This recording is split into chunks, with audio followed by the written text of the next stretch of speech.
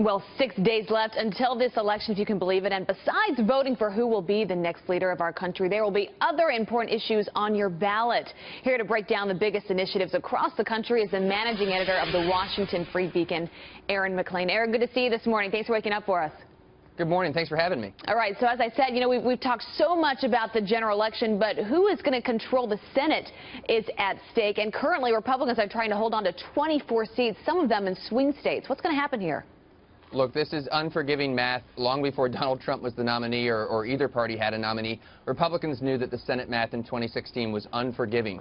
You have them defending something like 24 seats, with Democrats only defending, I think the number is 10.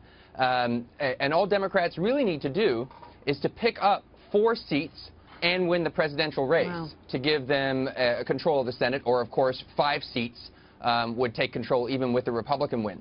That is a very doable task for them, and Republicans face some extremely tight races, places like Illinois, Wisconsin, a bunch of others. And Nevada, Harry Reid seat, that'll be interesting to see what happens there. All right, so Obamacare is obviously on people's minds across the country, but in Colorado, for example, health care is something they're going to be voting on.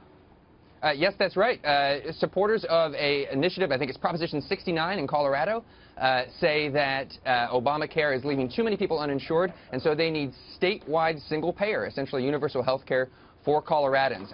It's a very bold plan. The initiative would cost more than the current operations of the state of Colorado.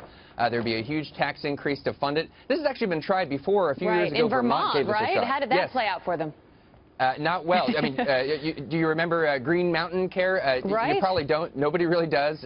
People gave it up in Vermont when they realized how much it was going to cost.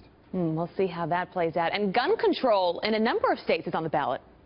Yeah, that's right. This is kind of an interesting fact about the gun control initiatives that are out there in California, a couple other states. They're all gun control initiatives. That is to say, they're not too many gun rights initiatives. California has a magazine, a large capacity magazine initiative, banning large capacity magazines on the ballot. Washington's got an initiative relating to domestic violence and protective orders and who can have a gun under those circumstances. These are all looking pretty good in terms of their prospects for passing. And the minimum wage in places like Arizona going up $10, Colorado $12, Maine $12, Washington $13.50. How does that play out, and how should people be thinking about that as they're voting on it?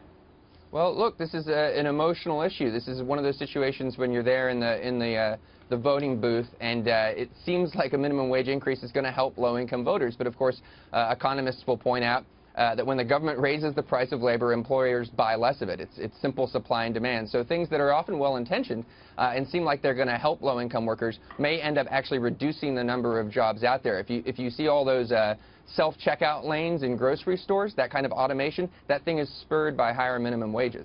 It's so interesting. Sometimes all these important issues get lost during a general election, but you got to keep your eye on them. We'll see how all of this plays out. Aaron, good to see you this morning. Thanks for being here. Thanks so much.